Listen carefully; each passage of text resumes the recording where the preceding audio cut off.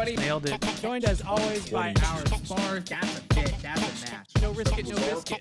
22. Here is Evan Lazar and Alex Barth. Delay the hurt. Delay the hurt. But you can delay the hurt. Delay the hurt. Delay the hurt. We did delay the hurt last week. Alex, that was probably the happiest that I've been after a Patriots draft in a long time. Same. Obviously, I really like the 21 draft too because you get the new quarterback. Yeah. We all, I think, really liked Christian Barmore in that pick. But in terms of just, I don't even know if it was happiness. It was more, honestly, quite frankly, relief that they got a player in the first round that we all could get behind, right? It was a consensus player. It was a player we had talked about ad nauseum in the pre-draft process, and I sent you that thing from Holmes, the Lions GM, Brad Holmes, right? Brad Holmes, and he mentioned just the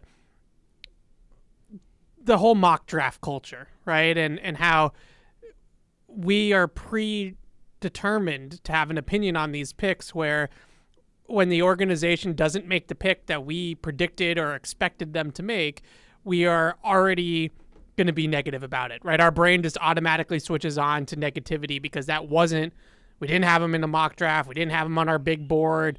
You know what I mean? Right. And I think there's totally something to that, 100%. And I think I find myself doing that on draft weekend too. And that's why I like doing the show a couple days afterwards here on a Thursday. A couple weeks later, it's Evan Lazar, Alex Barth, Catch-22. I always do that. I always just go like right into it. People know at this point. And don't tell people who we are or what the show's called.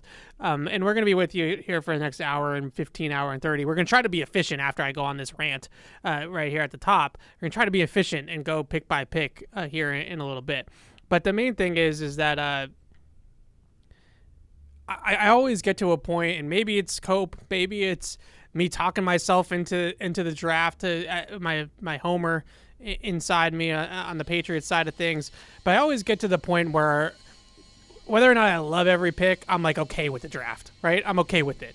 Last year took a little bit longer than most years, but this year I feel like I'm at that point where let's turn the page.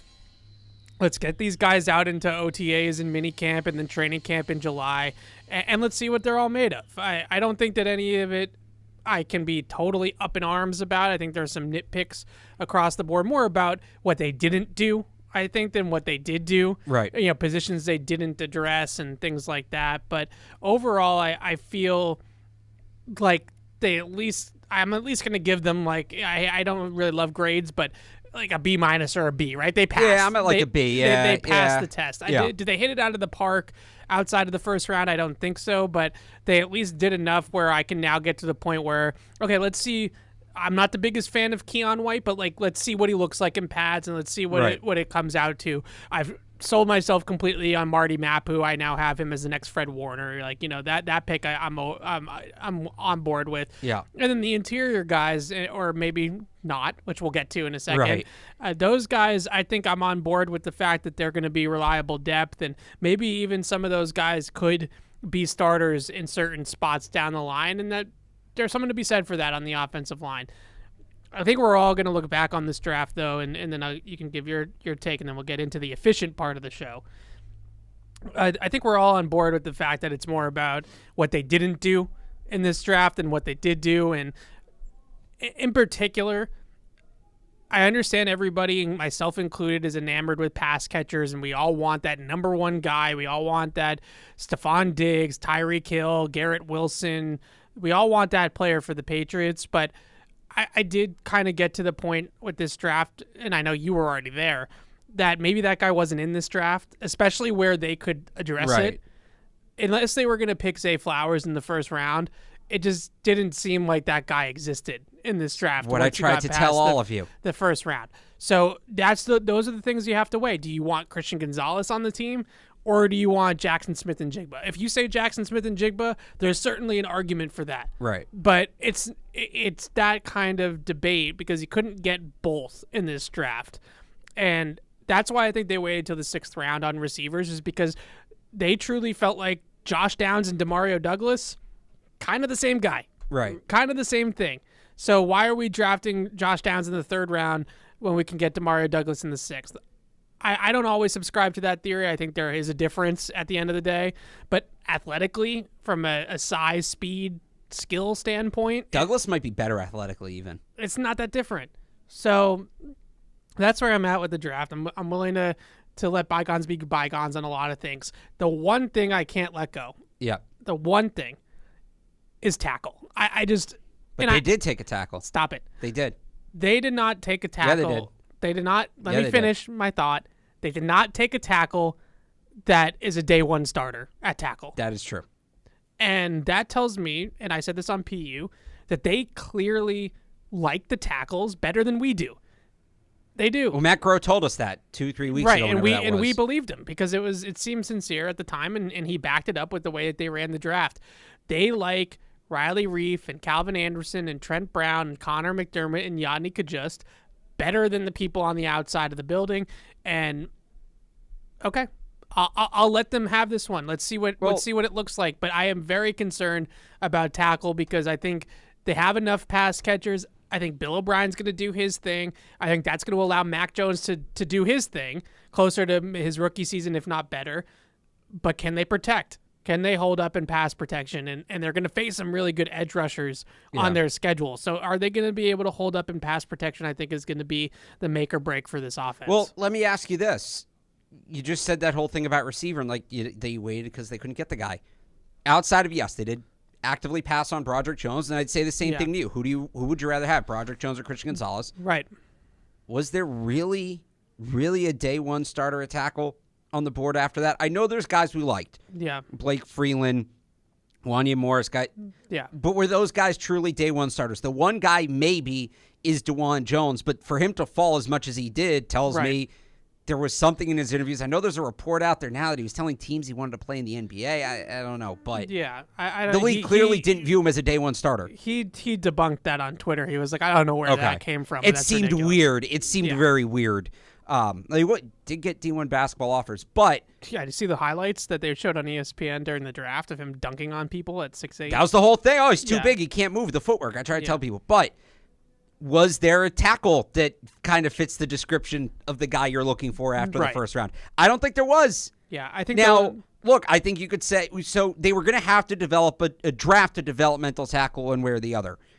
You can say, well, if you're going to draft a developmental tackle, draft a guy who plays tackle. Yeah, that's a fair argument. But after they passed on Broderick Jones, they were going to end up with a developmental tackle one way or the other, and that's what they did. Yeah. So there's 2 guys that I think that you can, because I think once you get into the 3rd round of this tackle class, just looking at the way that things came off the board, probably not gonna talk about a tackle at 76, right? I don't really see it. I think the one guy was Nick Saldiveri, who went with the very first pick of the 4th round, that maybe had some 3rd round potential, but I can understand where their thought process was not going in that direction, I suppose. I think the second guess is probably, why didn't that trade up in the 2nd round materialize? Because they've made that trade up several times. Yeah. 5 years in a row. 5 years in a row. They had the capital. And the one guy... And it was a buyer's market. It was a beneficial market for teams looking to move up rather than move down. So the one guy that you look at in that situation is obviously Matthew Bergeron from Syracuse, who went 38th. So exactly where the Barmore trade, literally exactly. So maybe, who was it? Atlanta really loved Matthew Bergeron, and you would have to jump Atlanta, right? So now you're talking about giving up even more capital, maybe even the 76 to move higher than Atlanta.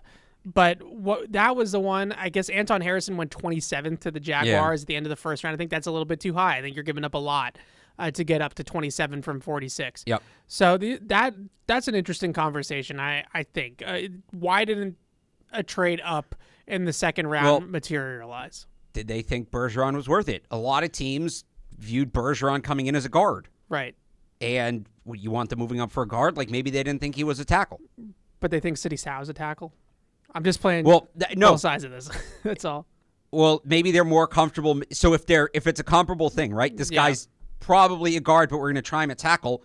Wouldn't you rather draft that player with your 3rd pick in the 4th round than moving up in the 2nd round? It's fair. Right? Yep. So maybe they saw Bergeron as a guard and said, you know what, if we're going to have to draft a guy that we're going to have to play there out of position anyway, we're going to do it later in the draft. And we also know how much they liked Keon White. Yeah.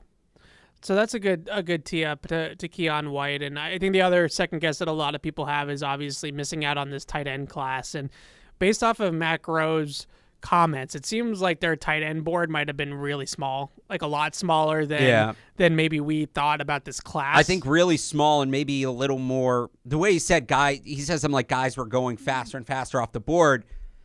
I wonder if I think they had guys graded differently than most of the league. I think the league had a lot of these guys graded higher than they did. Yeah, so that one definitely had a little bit of interesting twists, right? You know, Tucker Kraft, I think, went 2 picks after 76. I think he was 78 or 79. No, Josh Downs and Tucker Kraft went within like 3 picks of their pick at 76. And then obviously Darnell Washington at the end of the 3rd round. So my guess is that Darnell Washington was probably either off their board or maybe more like Kayshon Boutte territory due to injury, that they would have taken him on day 3 just for the upside, but probably not in a top 100 pick situation. And then you look at the players that went off the board in the 2nd round, unless that materialized that 2nd round trade up to get a guy like a Musgrave or a Laporta or a Meyer that went in the 30s, I'm not taking Schoonmaker at 46. Like, no. I think that was a reach by Dallas. And I don't really... Brenton Strange that early also was strange, right? Like, that was just a little bit of a surprise, too. So, I don't know. I guess what I'm coming at with tight end and with the tackle and receiver is once they took Christian Gonzalez in the 1st round, the board really didn't, I don't think, fall completely. Now, the second guess that I would say, like I just said with tight end, is Tucker Kraft. Tucker Kraft over Marte Mapu. Yeah, like what was up with that? Because we had heard about and that's Josh Downs too, by the way, went the pick after. We had heard about the connection with Bill O'Brien and that Alabama tried to get Tucker Kraft from South Dakota State. We had heard that they had him in for a top 30 visit. We had heard a lot of things connecting Tucker Kraft to the Patriots. So I would love to know, obviously I don't think they're going to tell us anytime soon why they didn't pick Tucker Kraft, but that's the one that I think you can hang your hat. DeJuan Jones, I know I've gotten a lot of people asking about DeJuan Jones. I'm sure you have too. Darnell Washington? No, I just moving back to tackles. Yeah. Because that Darnell Washington we know had a knee issue that came out during the draft. DeJuan Jones's situation, honestly, I think, Trent Brown went really late in his draft, and we didn't cover the draft back then, so I don't know what the whole story was with that. Sometimes when people are that big, it scares teams off. The weight scares teams off. To be 380 pounds, it's a little bit scary. Is he going to have the motor? Is he going to have the focus? Does he have the diet, right? Does he have the discipline for the NFL? Because if he's going to play at 380, we know with Trent, the Patriots have weight clauses in his contract to keep him closer to, I think, to probably 360, maybe even 340, 345 if they can get him there. So I think with a guy like DeJuan Jones, that weight becomes a flag for teams. To be that size, you get concerned, can he play 65 snaps? And if he plays 65 snaps in the NFL in a game, how good is he for all 60, right? Is he playing 15 at full tilt and the rest of them he doesn't have the motor or doesn't have the endurance to play hard, or all those types of things I think are what teams have conversations about. Except, look, he did it at Ohio State. I'm not saying I agree with it, but I can hear that conversation. Here's what I think it is, and it's kind of to your point. And remember when I first brought DeJuan Jones up on this show? My comp was for him. Do you remember? Was it Trent Brown? No, it was Tariq Woolen. Oh, my God. Because I think there's an element of, and it's kind of what you just said. Yeah. When a guy is, and it's a little different size-wise in terms of positions, but when a guy is that big and that athletically gifted, I think teams look at it and say, what's the catch? And I think they overthink it. Yeah. Tariq Woolen went in the 5th round last year. He's the 21st corner on the board, and short of, a historic rookie season from Sauce Gardner, would have been Defensive Rookie of the Year. Yeah. But he went in the 5th round. There was no reason for him to go in the 5th other than we've got to be missing something. Right. Everything else in the makeup checked out. It was an overthink. To be fair, he was a little bit raw in college. Well, I mean, I'm not saying he should have gone in the first round. Right. But He went to a great situation. he was a top 100 pick. He was. You look at the makeup. He was a top 100 pick. Yeah. And he went in the 5th round. Now, he didn't fall as far, or he fell further than DeJuan Jones did. Yeah. But I think some of it with DeJuan Jones was teams looking at it and saying, this guy's 6'8", 370. He's got basketball footwork. Yeah. There's got to be something wrong with him. Yeah. There's got to, like, Well, they can't comprehend I mentioned it. Trent Brown just because he's relevant for the Patriots, but Orlando Brown's another guy that fell because of his size. Right. You know, the teams just, they don't like it. For whatever reason, because I think they overthink it. Yeah, I think that they worry about the motor. They worry about, can this guy truly play 65, 75 snaps in an NFL game at a tempo that teams with these modern offenses like to play at a tempo where he's moving, he's pass blocking on an island, like playing NFL football. Right. Like, you know, it's a lot. All right, let's take some of these calls and then we'll get into the pick by pick.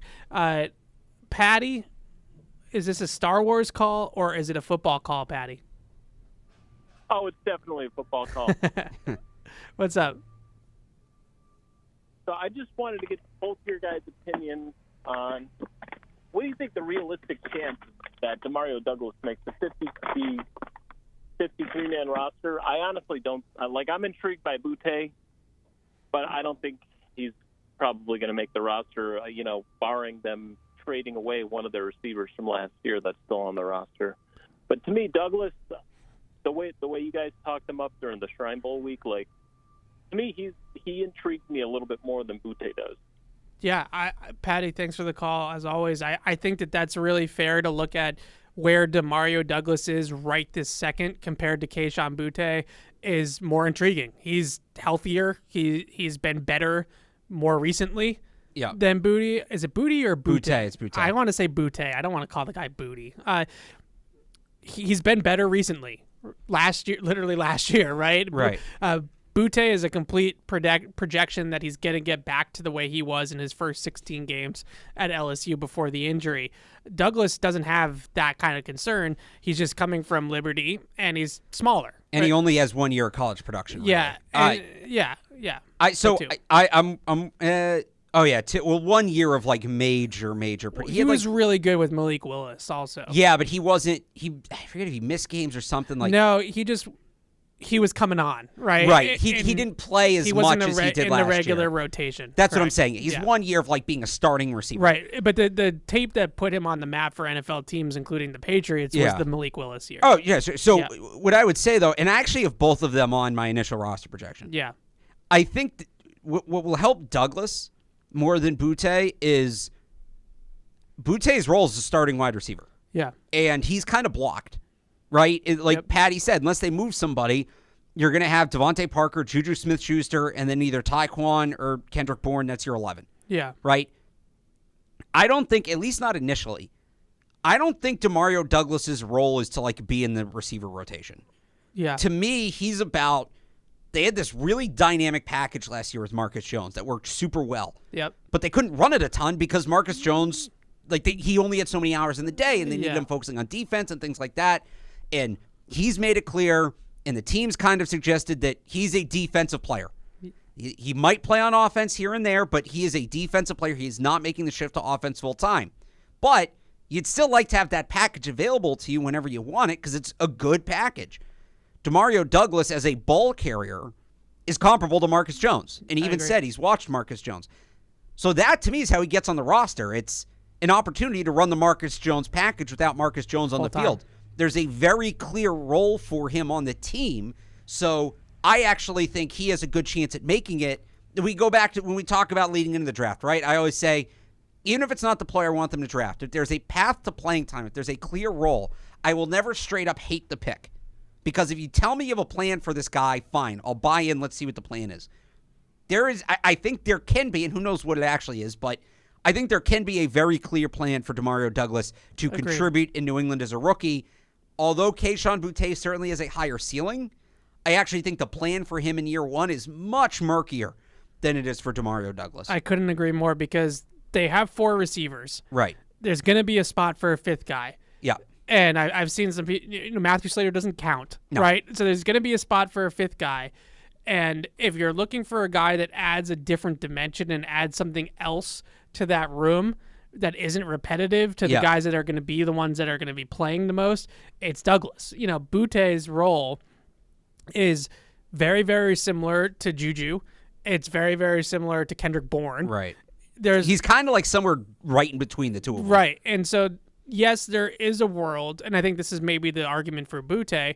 There is a world that we get out to training camp in July, and Kayshon Butte looks like freshman year Kayshon Butte, and he's just a star, right? There's certainly a world where that could happen. Maybe not a realistic one, but because we care to dream on this program, it could possibly happen. But the guy that has the most realistic and easiest path to the roster is Demario Douglas. And I was talking to Eric Galco from the Shrine Bowl for a profile on Douglas, and that is exactly the comp that he made. He said he's basically Marcus Jones if Marcus Jones was a full-time offensive player. Right. And he's a gadget player. And that's exactly what the Patriots could do with him. So as much as I would love to use my comp of Marcus Jones, but if he was on offense that Galco just brought up, I also think of guys like maybe like a Mecole Hardman, right, as a decent comp for him as well. I think Hardman's a faster guy in a straight line, right? Like Hardman's like a 4.2 guy. Like he's faster than Demario Douglas, but I think Demario Douglas might actually be a little bit more of a polished route runner.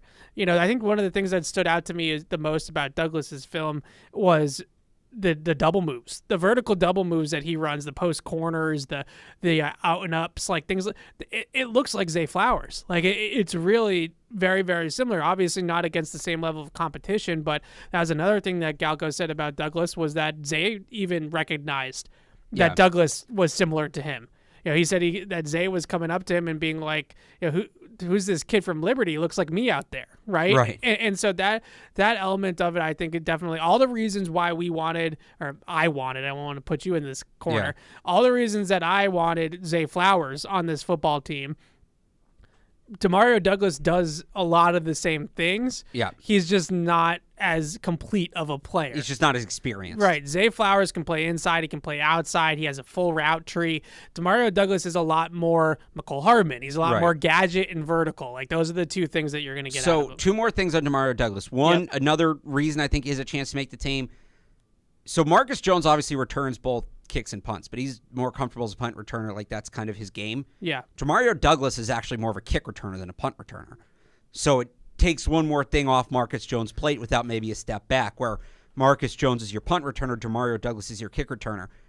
One other really interesting comp I heard for Demario Douglas, and it's an imperfect comparison, but because this guy was probably ahead of his time, was Percy Harvin. Yeah, I always get worried about comparing people to Percy Harvin just because the mythical nature of Percy. Everybody remembers Percy Harvin and thinks of this guy that was like this generational Hall of Fame athlete, which I think he was. But no, but isn't that kind of the point? NFL teams didn't know how to use Percy Harvin when he was in the league. They kept trying to turn him into like a traditional receiver. And they were sending him over the middle, and you just got the crap beat out of him. Yeah. Because he wasn't big enough. He wasn't big enough for the game. And this is when there were still, everybody had 250-pound linebackers that were, playing zone in the middle of the field and headhunting. Not headhunting, but you know what I mean. Yep. And now that these linebackers have gotten much smaller, it opens the door for these 180-pound burner receivers to just go out there and put guys in a blender. And it's an interesting comparison because that's probably who Percy Harvin should have been. Line him up in the backfield, line him up in the slot, put him in motion, have him return kicks, just find ways to get the ball in his hands in space. I thought it was an interesting comparison. Yeah, that's a good one. I think the biggest thing, and then we can move on from Douglas, the biggest thing with Douglas to me is that I did not see him necessarily being that Julian Edelman, Wes Welker, chain-moving jitterbug underneath, right? He ran some hitches, he ran some slants at Liberty, but this is a a horizontal field stretcher as like sort of a gadget player right behind the line of scrimmage, or a vertical guy. Like those are the two things that he did the most at Liberty. So I wouldn't necessarily look at him as like a high volume. He's going to catch 80 passes in the slot. I don't think that that's necessarily the projection, but certainly the quickness, the separation ability, and then obviously the game breaking ability with the football in his hands. If all those things translate from Liberty to the pros, and I don't really see any reason why they shouldn't, just given based off his combine. He tested and he ran well, and he jumped almost at a 40-inch vertical, which tells you how explosive he is in the lower half. He should be able to translate. So really exciting player. Definitely one of those guys, Alex, that in a couple weeks when we get to go out to OTAs, I think Demario Douglas might be the star of OTAs, because when you're not in pads and you can't hit him and you can't contact him really, and he's just running around out there, he's going to make some plays. All right. Sean in Vancouver. What's up, Sean? Hey, everybody. Just going to keep going. Yeah, happy Star Wars Day. But I'm not going to talk about that. I want to talk about the draft. And, I love Gonzalez. And when that pick was coming down, I was so surprised that he was there and JSN. And I would have been happy with Broderick Jones, but obviously you have to pick. And we got the best of just about anyone who could have possibly been available. So that's great.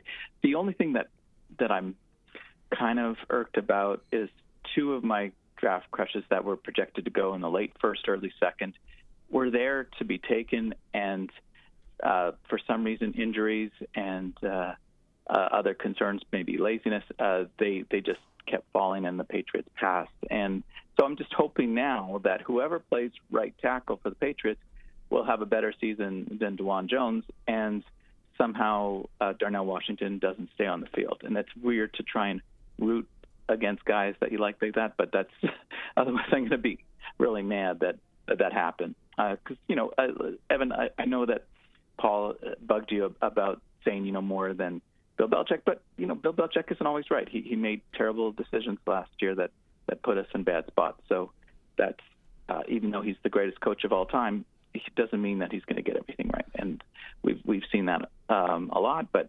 that happens. Now I'm one of the players that I'm really rooting for is Sadie Sal, because I grew up in Montreal and I've been to Bromont, so it's nice to have someone from that area on the team. And I'm kind of hoping that it's kind of a pie in the sky thing, but I'm kind of hoping that he plays right tackle the same way that Onwenu did in 2021 and does well, and that settles that spot, and we're okay on the line. And then the question I have for you is, do you think Jack Jones will start as a perimeter corner? Do you think he'll be an outside corner for the Patriots in 2023? Awesome. Yeah, thanks for the call, Sean. I think a lot of good points there. Look, we're all going to look back on DeJuan Jones and Darnell Washington's careers, and if they end up having great careers, then we're going to look back on that as what if. Right? Yeah, you don't have to root against them. You can still like them as players. Yeah, I personally, I like rooting for them because it makes me look right. Exactly, right? Yeah. No, you're right. If I hyped up this So guy, I am conflicted on Zach Kuntz, but that's another story. Like if Zay Flowers ends up having a great career in Baltimore, then I'm going to be okay with it, honestly. Well, I mean, look, Justin Jefferson is your favorite player in the league. He is, for a reason. Yeah. Anyways, the question that he had, or the point about Sadie Sal and the lineman, I guess, can tee us up for the discussion on those guys. I think the biggest thing was Sadie Sal, and I would put Tonio Mafi in this category too. They clearly, I think that both of those guys resemble Mike Onwenu for different reasons, if that makes sense. And I think that both those guys, the idea behind those picks are similar to, well, look at how well Mike Onwenu worked out in our system and how that situation worked out so well. With Sal, I think that he's a little bit similar to Mike Onwenu if Mike Onwenu stuck at tackle, right? Or maybe even, I guess, what Mike Onwenu is. He's also got a little bit of Marcus Cannon in him, I would say, as well, just in terms of a guy that's a little bit taller, a little bit longer than a Mike Onwenu. Tonio Mafi from UCLA is Mike Onwenu, just carbon copy, essentially. I think he's maybe a little bit smaller, like 10 pounds smaller, but he once was heavier. He's lost a lot of weight. And he plays and looks this wide-bodied, interior lineman for sure. Heavy-handed. There's a couple of plays against USC that I saw that as soon as he gets his hands on people, the rep is over, right? He's got these heavy mitts, great latch strength, great upper body torque, so he can just throw guys to the ground at that point once he's got you. There's going to be the same questions, I'm sure, when it came out that I remember about his heavy-footedness and his ability to laterally change directions. I think the biggest thing with him is if he loses early in the rep, if he doesn't get first contact, he doesn't get his hands on him initially, is he going to have that redirect, that recovery talent to be able to then refit and hold his ground, right? Or is he going to be boom or bust? Is he going to be somebody that either gets his hands on you and it's over, or you go around him? And that was what happened a little bit at UCLA at times. But there's a ton of connections there. City Sal, we've heard the Albert Breer report now. He certainly checks the boxes from a length standpoint and an athleticism standpoint at the combine to be able to play tackle. He's got just over the threshold on the arm length, and he had a pretty good combine workout where he's an above-average athlete. So he can play tackle. Based off of what I saw of him, I don't love him at tackle. I just think a lot of those types of guys, you can just sort of tell that their skill set is so much more conducive to a phone booth than it is to space and being on an island. Because when he comes off the ball, he can generate so much displacement on the line of scrimmage just with his upper body power and his really, I would say, his leverage. And him and Mafi both have a pretty rare ability to bend for guys that are that size. I think it's a lot of projection because he also didn't play tackle recently. It's been a couple years. Yeah. But I think either way, I like both of those guys. I think both of those guys have a role on an NFL roster and will make a team, like the Patriots, obviously. So I'm intrigued by both of them. But I know you were joking earlier about Sal playing tackle, but there's some rationale to it, certainly. I look, at that size, 6'8", or 6'5", 323. He's got 33 3/8 inch arms, so he checks the box there. He's a tremendous athlete. He was one of the best offensive line testers at the combine. Yep. If you take his numbers at tackle, they're top 3 in every drill he did for tackles at the combine. And there's something to be said for, all right, I say this, how many times do I say this? He's that big and that athletic, get him in the building and figure it out. Right. And I think what I worry about with him at tackle is the footwork, right? I think he has here's the thing, I think he has the size and athleticism to play there. It's just a technique thing. But their whole draft was great size, great athleticism, needs better technique, which they drafted all the uncoachable traits, and they're just banking on the coaching staff to get these guys going. Yeah. For the most part. Like Christian Gonzalez, polished. They did draft a couple more high floor guys, Demario Douglas. I think Mafi's more a high floor guy than a high ceiling guy. Mafi's the type of guy that, like, he could play right guard tomorrow, and he might not be the best right guard in the league, but he's not going to be a liability. He could play right guard in the NFL tomorrow. He could play right guard in the NFL in 10 years. He's going to be the same player. Yep. Maybe he's not a Pro Bowler, but like that's the guy he is. Whereas Sal, to me, is the opposite. I don't know that Sal can come in and play right guard tomorrow, but if he maxes out, talking about a Pro Bowler. Right. At least at guard. A tackle, again, does he have the ability to go to that open side and protect the edge and get around the horn? That's going to be the big question. We're going to see it, and we're not really going to get to see it in the spring because there's no pads. Right. We'll see it in training camp. Look, I still think tackle is going to be a need. I think we're going to hammer tackle as much next offseason as we did this offseason. At some point, they got to address it. Eventually. Sal's a lottery ticket. If he works out at tackle, awesome. Great. That would be sick. I don't think you can bank on it, right? That's a what if. But I like him. I like all the picks individually. Or I like the 2 guard picks individually. Andrews, I thought they picked a little high. He's going to have size issues in the NFL. Yeah. But it was like all of them together is kind of, I'm like, did you need all those guys? Right. Could you have drafted developmental tackle in there? But I like Sal. I liked Sal coming in. I'm glad they're trying him at tackle. I don't know if that's going to work, but again, a guy with that athletic profile, give him a shot. Why not, right? That's kind of what the spring practices are for. Yeah, I think that there's a chance that him and Mafi end up being good NFL players for them. Mafi, to me... I will say, one more thing. Yeah. This is Mike Onwenu's last year in New England. I think that's very clear. Yeah, that was where I was going with it, too. I think that's a real telltale sign because speaking to Mafi's offensive line coach at UCLA, speaking to Eric Galco from the Shrine Bowl, and Mafi was a Shrine Bowl guy, there's two things. One, Belichick really likes Mafi.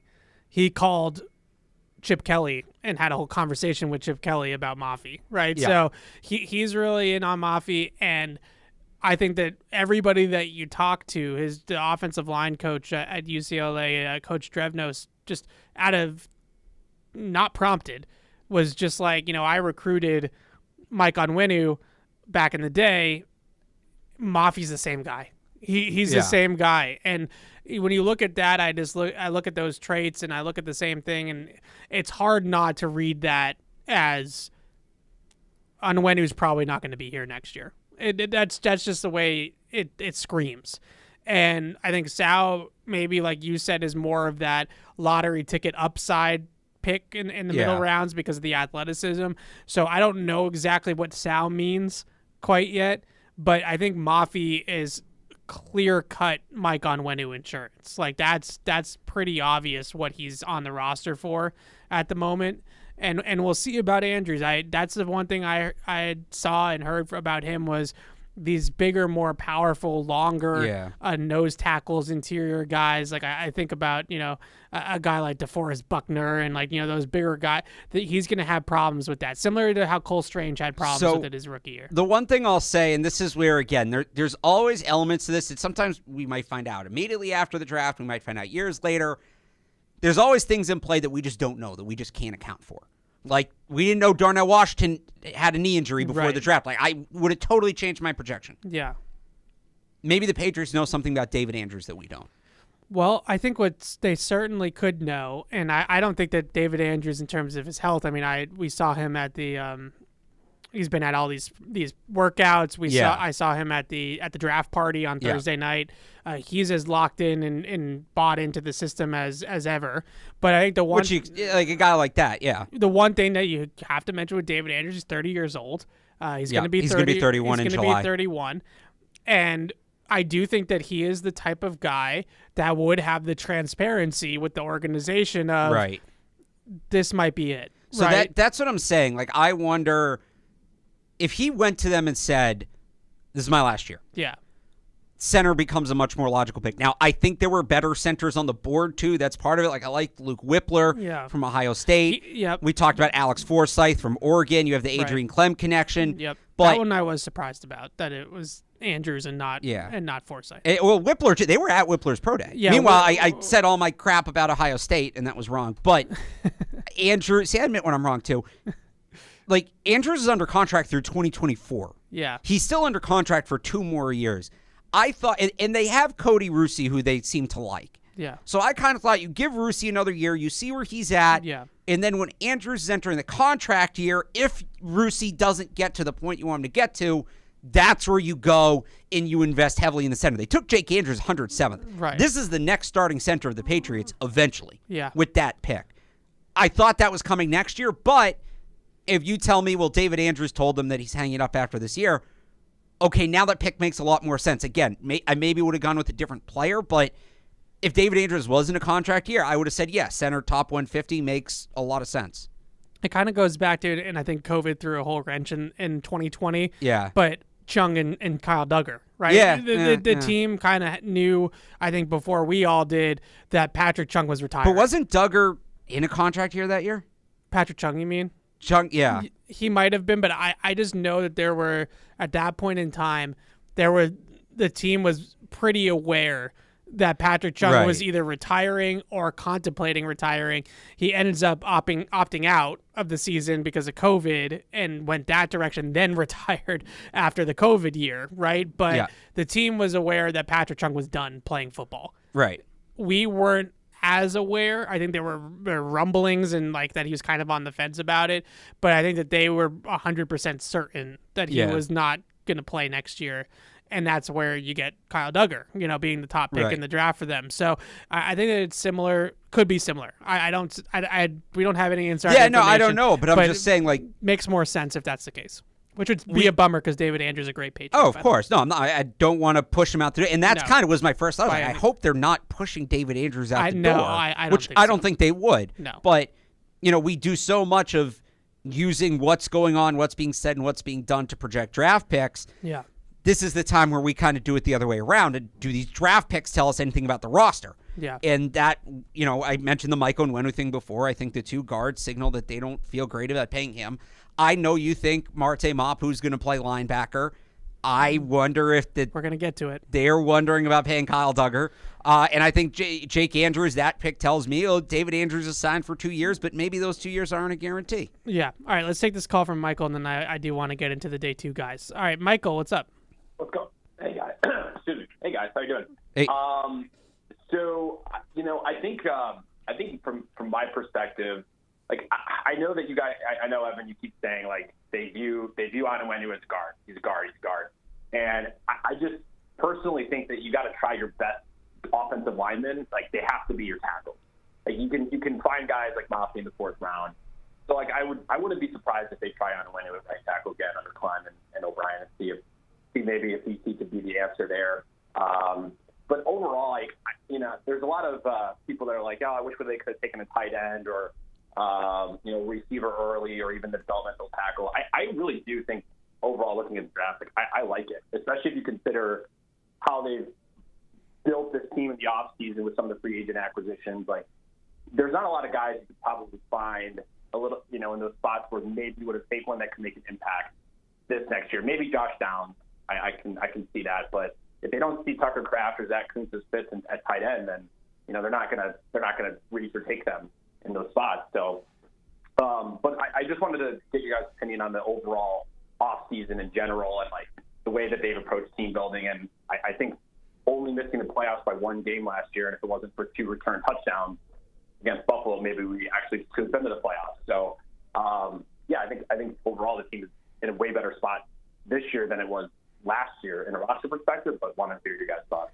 Yeah, thanks for the call, Michael. I definitely agree. I'm not ruling out Mike Onwenu playing tackle. Yeah.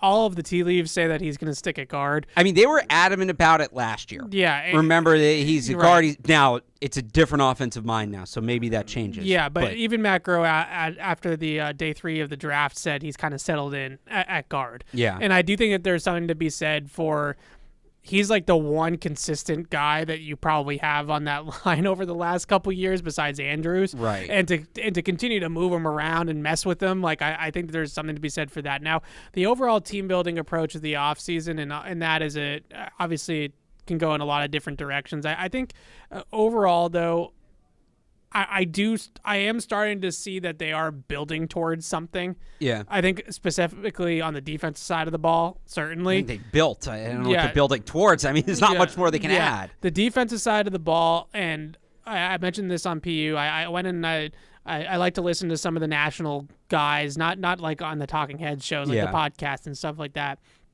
People's opinions that I trust and normally think are smart football minds. They're bullish on the Patriots defense too. And the Patriots defense on paper right now is low-key kind of loaded, especially if Christian Gonzalez ends up being as good as we all think he's going to be. So the one question mark that I don't know if those people, because they're just not here and they're not as glued into it as maybe we are, that's not being brought up is obviously replacing Devin McCourty. And not necessarily the skill set, but just the mental side of it and the coaching on the field and the field general side of it, I think is going to be harder than people realize. But talent-wise, this defense has got talent at all 3 levels. They're faster. They have better athletes, I think, in most spots. And that brings us to the day 2 picks, because I will admit I was a little bit down after Friday night. I was up here after Christian Gonzalez, and for people that don't know, we did a Christian Gonzalez podcast last Friday. So if you want to listen to our takes on Christian Gonzalez, we've already hashed that out. So that's why we're not doing that today. I was sky high when they picked Christian Gonzalez in the first round. The second round brought me back down to Patriots draft territory, right? Like just back to real Patriot. All right, they're going to take their guys, and they're probably not going to be my guys, and this is just the way that it goes. I think starting with Marty Mapu, you just said something that you're going to get me going on this about his position. Yeah. On the Patriots and his position in the NFL. I will be extremely critical of this team if they view Marty Mapu as a safety. I will be even more critical of this team if they view Marty Mapu as a Kyle Duggar replacement. And the two reasons why are, one, they have been starving for some athleticism at the second level of the defense. Like they need it more than they need anything else maybe on that side of the football at this point. And they drafted a 220-pound missile at the linebacker position in college that has film of him doing all of the things that they need somebody to do, right? Going sideline to track a running back, spying mobile quarterbacks, read option plays. Like, that's the one thing that I think is really important with these draft picks and guys like Mapu. They grew up in read option. They grew up defending RPO. They grew up defending mobile quarterbacks. Like, this is something that isn't a learned behavior from them once they get to this level, right? I think with a lot of the Patriots, old school, 250, 255-pound linebackers, I think a lot of those guys were just at the beginning of the RPO, read option, mobile quarterback craze, even in college. Now it's like a whole different animal, right? The schemes and the creativity is out. Guys like Marty Mapu, especially in the FCS, where he played football, where you aren't as talented as other teams. You're not Alabama or Georgia, right? So you have to get an edge with scheme, and you have to get an edge with coaching to an extent. He knows the keys on a read option play. He understands where they're trying to attack him on an RPO a lot better than a lot of guys. It's kind of like how Groh talks about, receivers being so natural pass catchers because of 7-on-7, right? Yeah. And having so much experience in the passing game now. I look at it the same way with Mapu. So on the one hand, he checks all the boxes that we've been clamoring for at linebacker in terms of speed, athleticism, instincts, that ability to, when Josh Allen rolls right and throws across the field to a touchdown pass to Dawson Knox, sorry, PTSD, we have a guy now that can push him out of bounds, right? We have a guy now that can go get him. And that, I think, is something that they've been missing. The second thing is,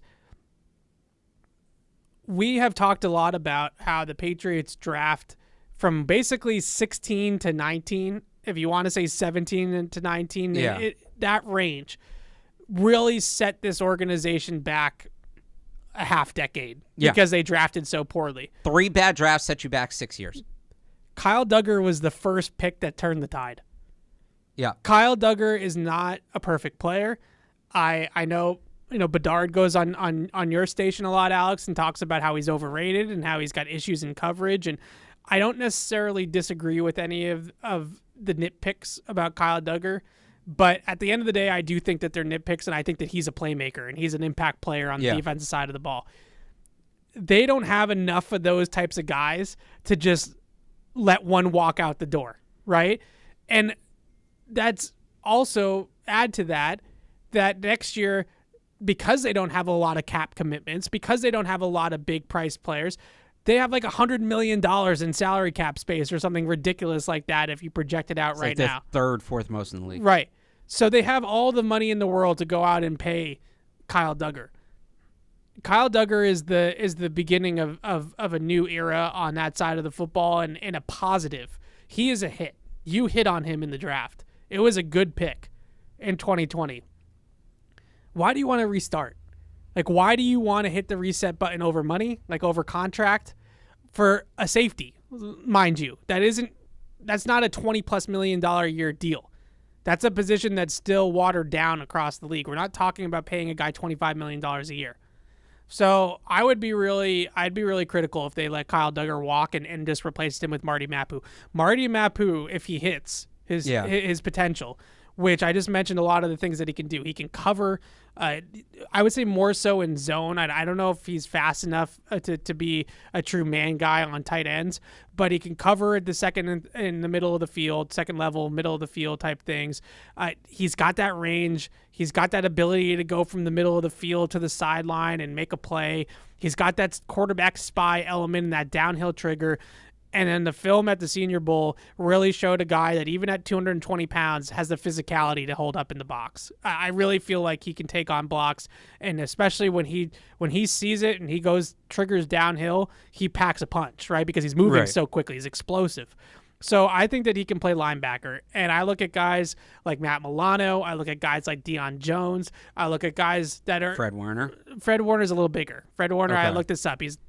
Fred Warner is listed at 235. Yeah, Fred Warner's not real.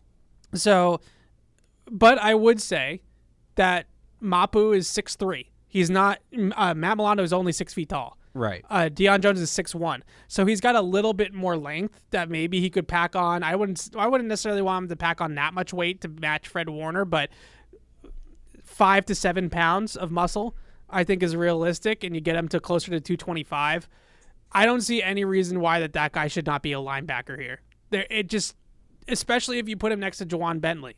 So you have your 250-pounder, right? You have your thumper. Right. I know where your point is. That this is what they do. They draft a year ahead. Kyle Duggar's a free agent. They're similar enough that you could play them both in similar roles. Well, Kyle Duggar basically plays like a linebacker now. A little bit, but I also just look at it and think, okay, Devin McCourty's gone. This would, in theory, and I don't know if it happens right away for Mapu just because of various, pec injury level competition. In theory, though, this would free up Kyle Duggar to play more of a natural safety position. Okay, but now you're talking about replacing Kyle Duggar with Mapu. No, I'm talking about Kyle Duggar playing safety and Mapu playing linebacker. These two guys... But you're basically saying Kyle Duggar plays linebacker right now. No, I don't think he does. I think Kyle Duggar plays a hybrid safety. So then how does bringing in Mapu free up Duggar? So, all right, you're saying this frees up Kyle Duggar to play safety because Mapu's going to take over his role. Kyle Duggar playing deep safety. Okay.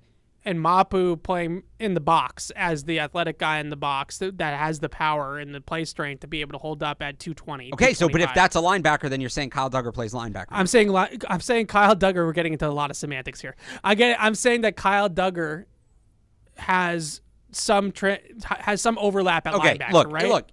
I don't disagree with anything you said, but for all of that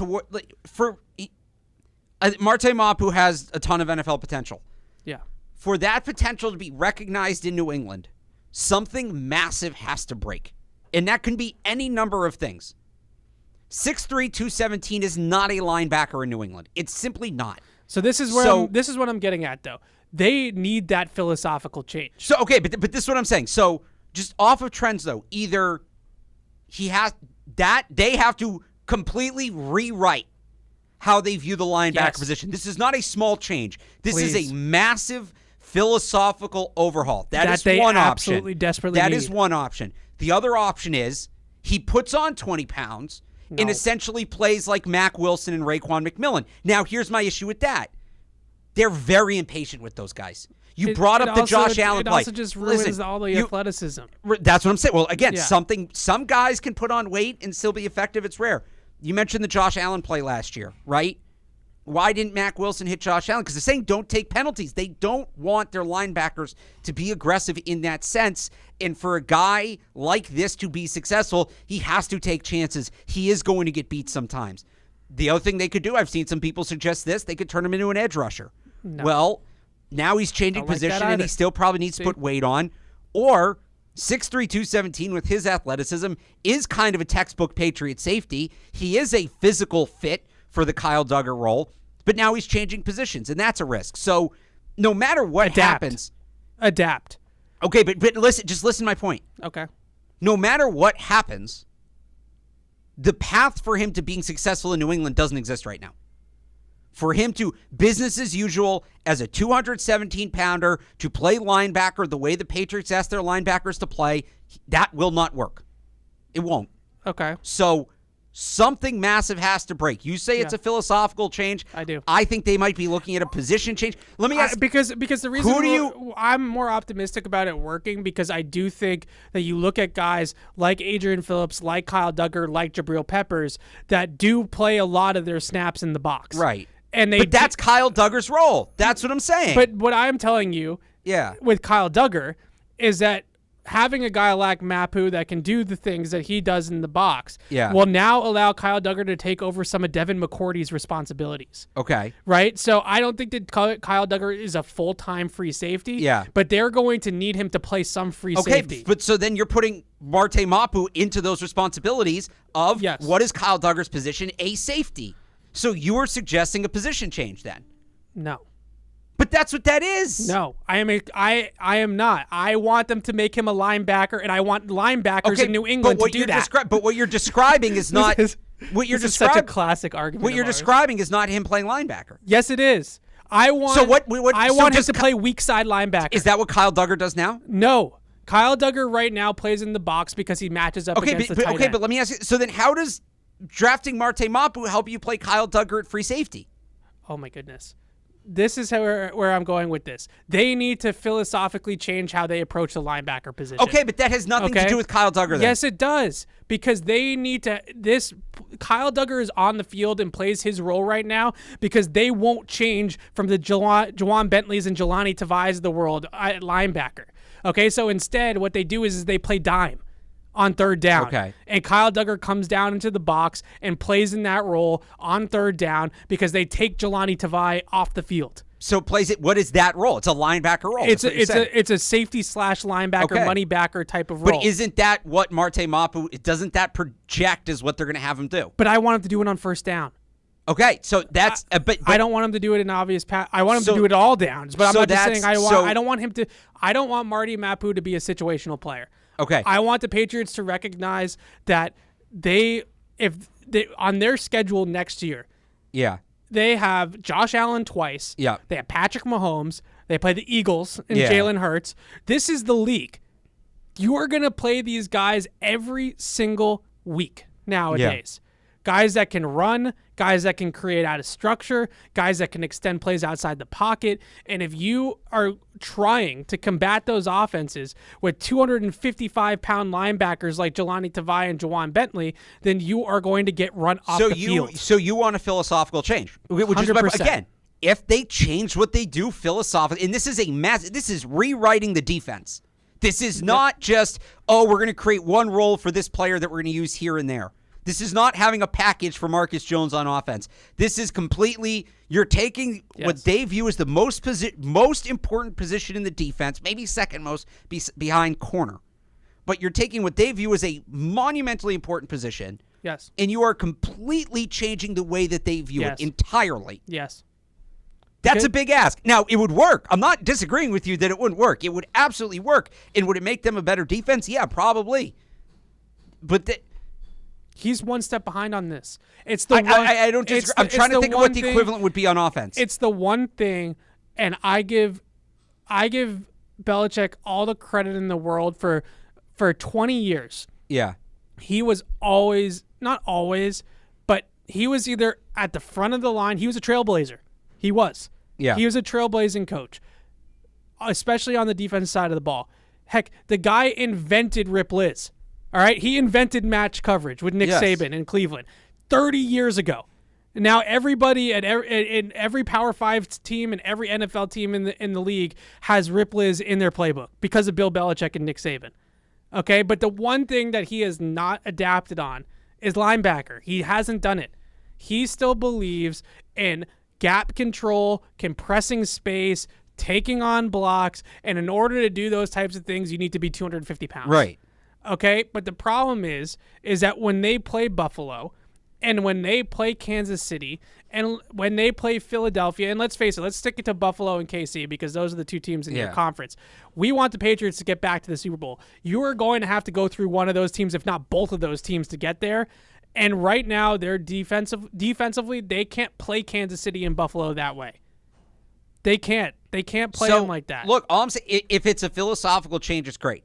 Yes. It's great because that's what they need to do. I'm just telling you, how many times have they had a chance to make that change the last couple of years? Remember that linebacker class last year and all those guys that could move and fit this description? I really hope that they finally see it, and I think a guy like Marty Mapu didn't play safety in college. Right. Marty Mapu played linebacker, and I think the biggest difference is between him and like a guy like Kyle Duggar is that because Marty Mapu played full-time at linebacker, at Sacramento State, he has linebacker instincts, right? He reads run keys. He understands blocking schemes.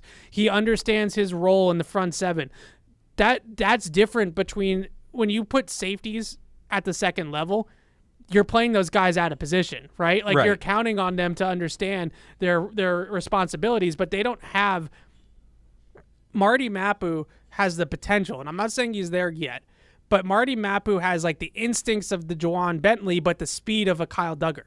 So basically, here's my point. Because what you're again, I don't disagree with anything you're saying. I know this is like when we argue about mock drafts. No, like, this is a little different because I don't think this is semantics. I don't think this is semantics. I think we're kind of viewing this differently. I agree with everything you're saying in theory. Yes. Realistically, though, what's more likely? They change for the players, or they ask the players to change for them? I understand where you're coming from. Right. But I'm hoping, and I understand that this is just a hope. This is just a fever dream of mine. Okay. You know, when I think up things at late at night, right? Yeah. This is my hope is that they have drafted Marty Mapu because they've already planned to do this. Which, by the way, I think would be that if they plan to do this, they went into the draft saying, we want to create this role in our defense. We need to go get a guy to do it. Exactly. And there weren't a ton of those guys in this draft. Right. Like, it wasn't, we talked about this. I don't think Henry Toto is quite as athletic enough. I think like Drew Sanders would have been the other option, but when I watched they weren't taking a linebacker that high. And when I watch Marty Mapu, I actually, whether it translates or not, I know is going to be the constant question for everybody, but I see a faster downhill trigger for Marty Mapu than for Drew Sanders. I think Drew Sanders does a lot of the same things, but when it's click and close time and it's just closing burst to the football, I think Marty Mapu moves at a little bit of a different speed. But I might not be right about that. That's just eye test, and we'll see. I am hoping that mainly, and look, I don't want to say it like that because I don't want to say that Bill can't adapt because I just went on a rant about how much he used to adapt. But I think that there is a little bit of Gerard Mayo influence in this too, I hope. Where, Mayo talked about how he loves watching, he loves scouting. He said that. He said he loves scouting because he actually, not only does he like watching the players, but he also likes to watch what the college teams are doing schematically. Right. And I have to think that he was watching all of these players, all these linebackers that they wanted him to study in the draft and thinking, tight fronts, 220-pound guys playing, like, what is any of this, right? Why are we doing any of this? And then you look at the film against Buffalo, or you look at, they're going to, I think Kansas City is a perfect, these modern offenses, and all of them, they're all sprouting up all over the league, and it's just going to continue. They need to adapt. And I hope that they realize that, and I hope that they know that, where Marty Mapu in your defense now is not a safety. Yeah. He's a 3-down linebacker. And you have your Juwan Bentley to play the mic on first down. If you still want that, and you still need it because Bill probably won't change his spots completely, right? So he's still going to hold on to some things. Juwan Bentley can still be your 250-pound mic that can play the run on first down. But Marty Mapu's got to be playing at the second level of the defense. He's got to have a weak side linebacker responsibilities and roles. I don't want him man-to-man on a tight end. I want him in a hook zone. I want him chasing, and I want him tackling people. Yeah. Right? That's it. So, and look, maybe it's interesting you bring up Gerard Mayo, right? There's that report at the beginning of the year that he's coming back, and we figure he's going to have a bigger role. We don't know what it is. Maybe that's the catalyst for the change. Maybe Gerard Mayo comes in and says, Bill, I know you've done it this way for 20-something years, but I want to add this element to the defense. Yeah. Maybe that's what it is. So maybe that's it. And for the record, for the people in the chat, I know Kyle Duggar is a safety. I was trying to make a point. He is a safety. I get that. Yes. I just, when I think of Kyle Duggar, and I get that he aligns in the box sometimes and basically lines up as a linebacker, but he's somebody that, for the most part, is either handling high-stress zone assignments at the second level, right? Like, carrying the seam in a cover 2, Tampa 2, right? He's the whole player in that defense, handling the weak side hook in cover 3. So when that crosser comes from the strong side of the formation, you have a really good cover player in there. He's man-to-man on a tight end, right? I want Mapu to play like he's Juwan Bentley, right? Right. But I want him to play it 3 downs. Yeah, it's just, again, I don't disagree with you, but it would be such a massive departure from what they do. What they've done for 20 years. But they need to do it. They do. I'm not saying they don't need to do it, but it's that, and at some point, that's got to win out, right? Can you teach an old dog new tricks? He's changed before. So I don't even mean I didn't even mean that at Bill directly. I just mean in general, like their whole thing's built around this one concept. Again, because if you make that change, you're not just changing the way one player plays. It impacts everybody else on the defense. You have to change things about other positions to accommodate it.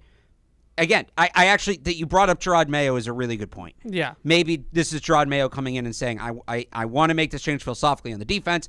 I'm calling this, go get me this guy. Yeah. Right? Maybe it wasn't Mapu. Maybe he gave him 5 players and said, give me one of these guys. Right? But, yeah, that to me would be the thing. But we're talking whether they do it or not, Evan, and you can want them to do it all you want. And I think there's certainly a case of them doing it. Yeah. You have to admit it's a massive, massive change. It's a massive change in terms of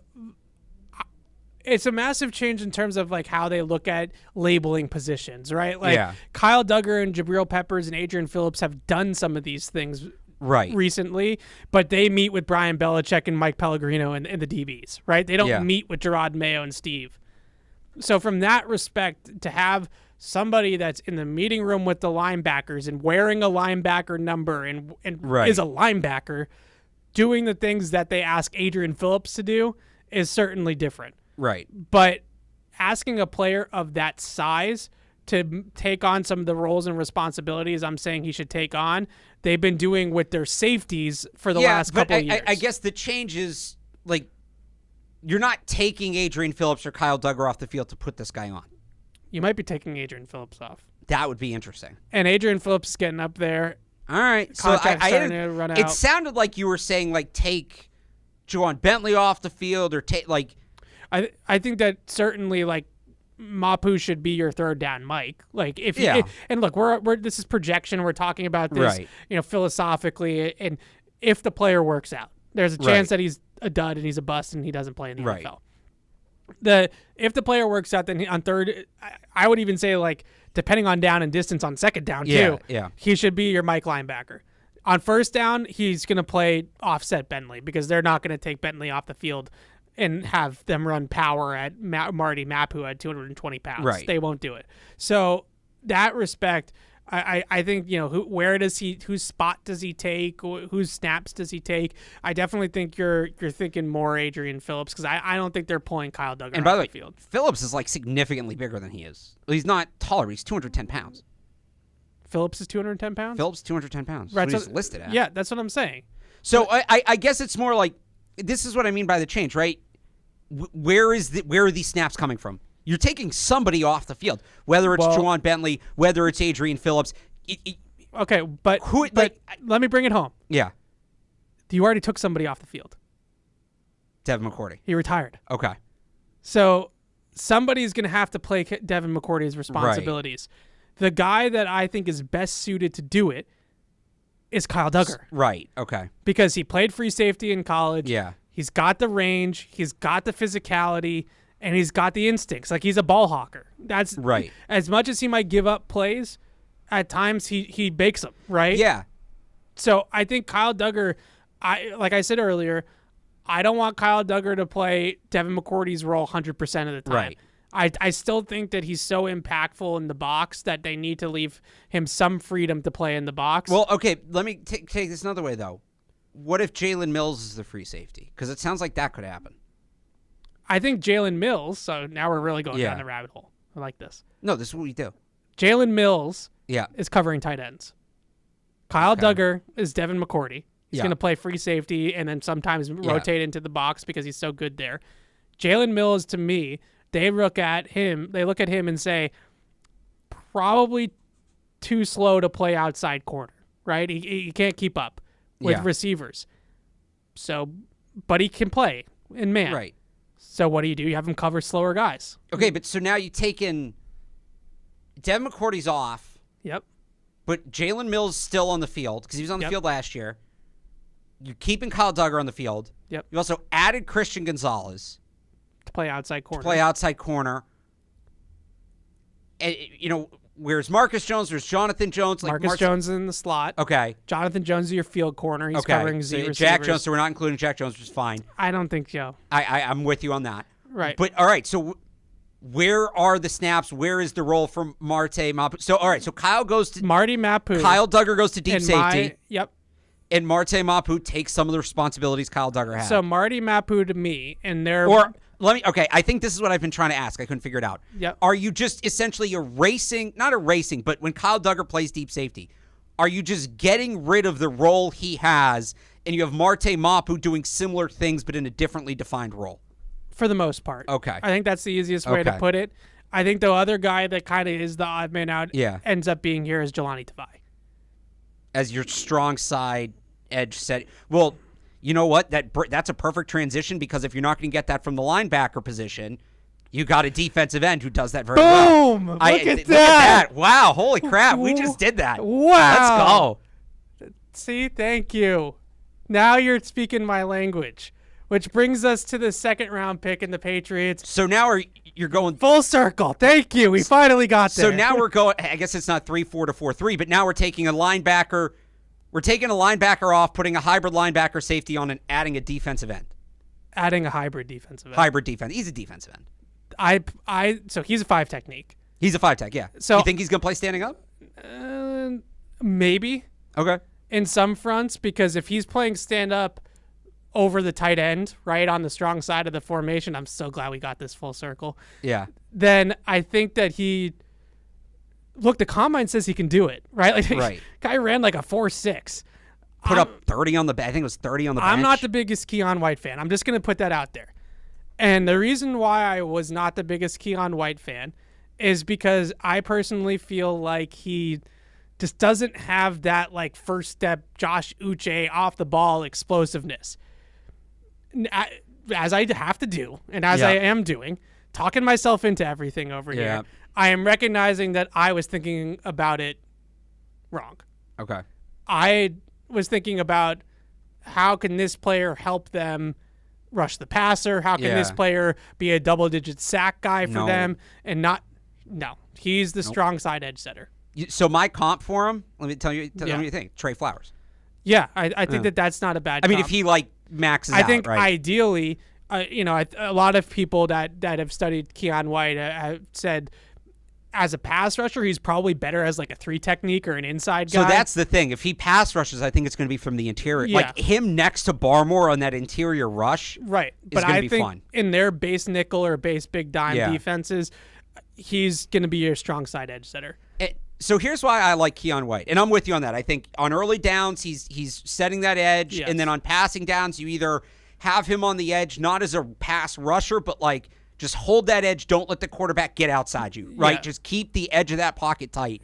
But that's exactly what his skill set calls for. I think that as he grows, there's the potential to kick him inside as a rusher, and just his athleticism and his motor next to Christian Barmore and his motor would be a lot for teams to handle. Now that's in step 2. That's year 2 or year 3, right? Yes. Right now, the reason I like Keon White, and I've said this about some of the other players they've drafted. Yeah. 6'5", 283.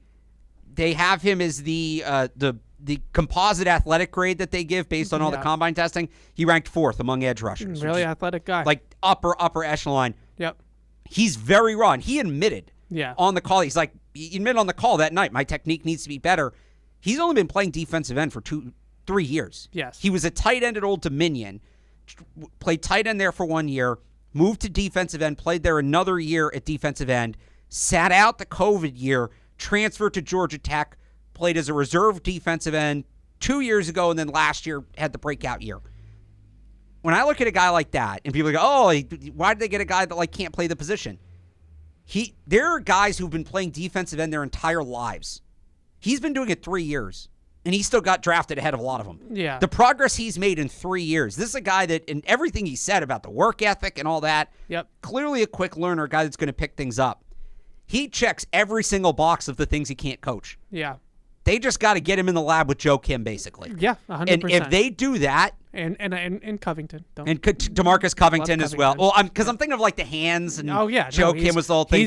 He has right now, Keon White has no pass rush plan. No. He has none. He's just going to come off the ball. He's going to put his big mitts into you, and he's going to try to push you over. He wins purely with power. That's what he does. But that's it. He has all of the tools to become a guy who can be a problem off the edge. It's just getting him there. Yeah. Like you said, DeMarcus. This is a bet on DeMarcus Covington. That's what this pick is. And it's a coach. It's a guy I'd bet on, certainly. But, again, I give the Trey Flowers comp. Like, I think worst case scenario, Keon White is big enough and strong enough that he's going to set the edge in the run game and maybe against mobile quarterbacks help keep them in the pocket. It's baseline, which second-round pick for a guy like that, I don't know, but like that's a useful player. It's a useful player, especially if they're going in the direction I think they're going in. But then why I'm excited about Keon White, when you texted me the night of the draft, you hated it. Yep, sure did. Tell me if I'm wrong. You weren't looking at the ceiling. You saw him for who he is, not who he can be. Yeah, I definitely was looking at what his film was now, and I would also just say I was thinking, like I was trying to get at earlier. Yeah, I was thinking like, where's the explosiveness off the like? When Josh Uche is not here in a year, right? How does this help them replace Josh Uche? I think you worry about that in a year. And I also just think I was thinking about it wrong. No, he's not, and that's the thing. He's that in a way, that was my initial instinct, that he's the Josh Uche replacement. If anything, and it's still not a one-for-one, it's Anthony Jennings' replacement. Yeah, he's on that side. He's a probably more naturally a hand-in-the-dirt player than a stand-up guy, but he's a more athletic, hopefully more explosive, more upside, all those types of things. But what he can do right now for them is hold up the strong side. Right. Hold up blockers, and there's not going to be many guys that can just outpower him. Right. So you're going to have, just in theory, you're going to have probably the Joneses to his side, right? Because the tight end will be over there. You'll probably have the Joneses to his side. You're going to have somebody, whether it's Duggar or Jalen Mills or whoever, playing that tight end stopper type role. You're going to have Bentley as the Mike. You're going to have Mapu on the weak side, and you're going to have Judon as the weak side edge rusher, right? Because he's going to away from the tight end and just let Judon's role. Do you have any napkins over there with your sandwich or something I can write on? No. Judon's role is and then obviously Christian Gonzalez on the boundary against the X. What excites me the most about this is, one, it becomes more dynamic at the second level, which is what I was getting at with the whole Mapu thing. Judon is now going to have like 15 sacks again next year because he's not going to have any double teams or anything like that on early downs. They're going to allow Judon to just tee off, right? Because he's not going to have a lot of those edge responsibilities. And I'm not trying to pick on anybody, but it gets the Jelani Tavais and the Juwan Bentleys more in either a natural spot or just less playing time, quite frankly. Right. And I just think that that's where they need to get. And I put all of these pieces together, and I think the two biggest things, if Marty Mapu can't do it, if he's not an NFL player, the pick doesn't pan out, I do think that they could probably accomplish some of the same things with an Adrian Phillips, with a Kyle Duggar, even with the Jabril Peppers, right? Yeah. That he can do. So if he can't do it, then we have some alternatives. If this really has the potential to be like the best defense in the league on paper, just the way we just mapped it out. Yeah. If Christian Gonzalez is as good as we think he is. Right. Because Christian Gonzalez is going to have no help over there. Like that. No, the idea is you're playing 10 on 10. Yeah. Christian Gonzalez is going to be on the backside on the boundary against the X receiver. He's probably going to have post safety help in the middle of the field. Yeah. And that's about it. Yeah, give me that piece of paper. Let's chart this out real quick. That's an actual piece of paper. Oh, is that a thing? Okay. We'll do this later. All right. So that's where I'm at with this defense. That's why I this really got me. Once I connected all of this in my head, I was like, oh my goodness, this could be really great. But it's a draft, so all these guys got to pan out, right? But I think the beauty is that Christian Gonzalez in theory has that ability, and Keon White, I think personally his floor is already what I'm trying to describe. Yeah.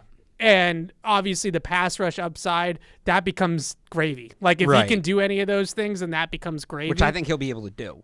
But at the bottom line is that he can be that strong side edge player. Yeah. And whether it's in a tilt, whether it's like a 4-3, whether it's, they play that role, that 3-4, where they have the stand-up linebacker kind of as the fourth defensive end on the field. Yeah. Like, however they configure it from an alignment standpoint, I don't think is really, that to me is semantics. Like, they'll figure that piece of it out. And they'll probably do a little bit of all of it ultimately. Yeah, but I really think that that's sort of the bottom line of where they're going with this defense. And I got to tell you, like, that gets me a little bit hot and bothered. So that's like that's one other got thing. Some real potential. That's one other thing I'd add. And yeah, I like the way you kind of mapped it out there. And yeah, I think Keon White takes Anthony Jennings and or Jelani Tavai off the field. Yeah. This defense is going to be complex. Yeah. This is not going to be a simple. Never was going to be. All right, man, cover 2, cover 3, yeah. Buzz. There's going to be layers to this. And we saw them do it late last year, kind of get to some of that. Remember we were talking about how they were kind of – Joe Burrow had some trouble with it. Yeah. Josh Allen had some trouble with it. It feels like they saw that and said, all right, how can we add even more layers to this? Yeah, so I think the most important thing is that you got the Keon White piece of it is important because you're going to have to stop the run with 5 guys. Yeah. Because Mapu will help if he hits his ceiling. Like, he'll definitely help, but he's not a run player. He's a downhill trigger type player, right? So if he sees it and he can fire downhill into the gap and blow the guy up on the way to the ball, he can do those types of things, but he's going to get engulfed. Like, you have to keep him clean. And so Keon White, Christian Barmore, probably Godshaw, probably Dietrich Wise rotating in as well.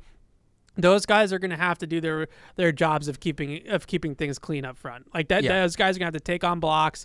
They're going to have to eat up blockers. They're going to have to occupy, and they're going to have to let the safeties and Mapu just run. Right. And that to me is that's the roadmap to beat Josh Allen.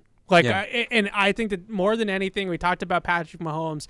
I mentioned Jalen Hurts just because the Eagles are on the schedule. The Patriots had to have gone into this draft thinking, if we don't compete better against Buffalo, then we're screwed. We're screwed. We're not going to win the division. So they got their number 1 corner. They got the missing pieces, I think, to the front 7.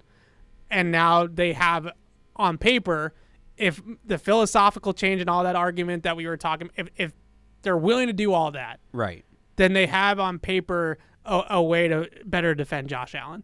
And ultimately, that's the name of the game right now. Not just Josh Allen, just the mobile quarterbacks. You don't have to make it about him. The mobile quarterback. I just made it about him. You should make it about Mahomes, if anybody. I made it about him just to annoy I know Alex. you did, and I tried to as long as I could ignore that. It is about him. No, it's about the kinds of quarterbacks that are coming into this league. Yeah. It's not just him. But he's in your division. They're not doing this for you know what? Tua. So is Aaron Rodgers. They're not doing this for Aaron Rodgers. Aaron Rodgers runs around a lot. Not in the same way, but he does. I think they look at those games, obviously the first one against Buffalo, they let's face it, they got blown out in that game. But that was a lot of that was because the offense, that was sort of the tipping point and the boiling over point for the offense. But even the game in Buffalo, and I don't totally disagree, but even the game in Buffalo, I'm sorry, a lot of people make that out like, oh, if Nyheim Hines doesn't return those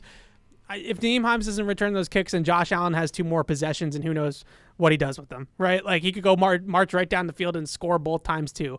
And the bottom line is, in the second half, they couldn't stop him. They couldn't stop him. So a lot of this stuff, I think, is really exciting. And, the last piece of it, I would just say not to scapegoat them or not to, let them off the hook, I guess is a better way to put it. Not to let them off the hook for not going after more skill players in this draft, but I do recognize that maybe they couldn't do it all in this draft. Yeah. And now they kind of have the defense figured out, and maybe 2024 is the year that they worry about the offense. I do think that recognizes as well, let's see how Mac rebounds, and let's see what Bill O'Brien does with him, and then maybe invest more in the offense. So there you go. We just mapped out the defense. Yep. Right now, special teams. We'd have to do special teams. We also have some calls. Okay.